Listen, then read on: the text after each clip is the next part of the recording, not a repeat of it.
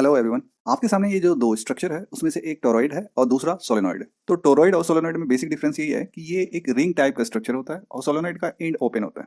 अगर इस टोरॉइड को यहाँ से कट करके और इसको स्ट्रेच कर दें तो हमको मिलेगा क्या? हमको सोलेनॉइड ही मिलेगा। तो बेसिकली हम लोग बात करेंगे सोलेनॉइड की, जिसमें कि ऑटोमेटिकली कवर हो जाएगा टोरॉइड। आप लोगों को एक बेसिक प्रॉब्लम हो सकता है फेस करना पड़ रहा हो, वो है नंबर ऑफ टर्न्स को लेके। उसका कुछ रिप्रेजेंटेशन होता है जिसको आज हम क्लेरिफाई करने जा रहे हैं। इसको समझाने के लिए मैंने एक सोलेनॉइड लिया है और एज्यूम किया कि इस सोलेनॉइड का लेंथ जो है वो 10 मीटर है और उसी पे मैंने एक मेजरमेंट लिया है 1 मीटर का।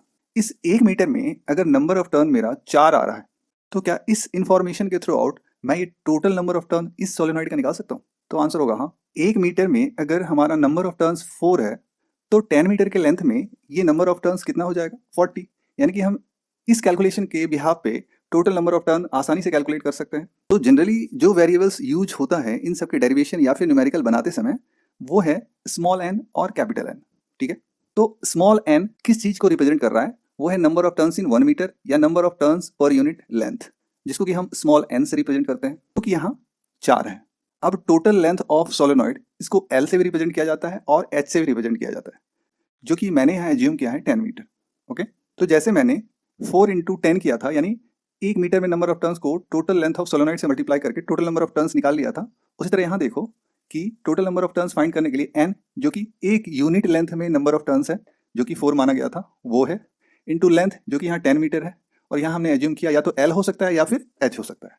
तो इन दोनों को मल्टीप्लाई करके हम टोटल नंबर ऑफ टर्न्स को फाइंड आउट कर सकते हैं, जो कि या तो n इंटू एल होगा या फिर n इंटू एच होगा। वो डिपेंड करेगा कि length of the solenoid L लिया है हमने या फिर एच लिया है। अब दूसरी इंपॉर्टेंट बात है कि टोटल नंबर ऑफ टर्न्स के लिए जो रिप्रेजेंटेशन देखने को मिलता है या तो बुक्स में या डेरिवेशन में, वो कैपिटल एन है। ये हो गया मेरा टोटल नंबर ऑफ टर्न्स, और वेरिएबल के फॉर्म में हम इसको कैपिटल एन से रिप्रेजेंट करते हैं। तो n equals to n into l हो या फिर n इंटू एच हो।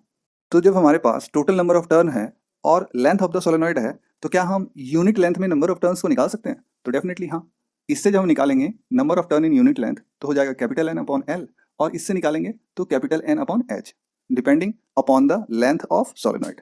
ठीक है, कि वो हमने एल लिया है या फिर एच लिया है। और इसी को अगर हम टोरॉइड में देखना चाहें तो number of turn in unit length होगा total number of turn upon 2 pi r, क्योंकि जब हम इसको काटेंगे और स्ट्रेच करेंगे तो इसका लेंथ इसके सर्कमफेरेंस के बराबर हो जाएगा। अगर रेडियस आर है तो यहाँ पे आ जाएगा 2 pi r, length equals to 2 pi r in case of toroid. Okay.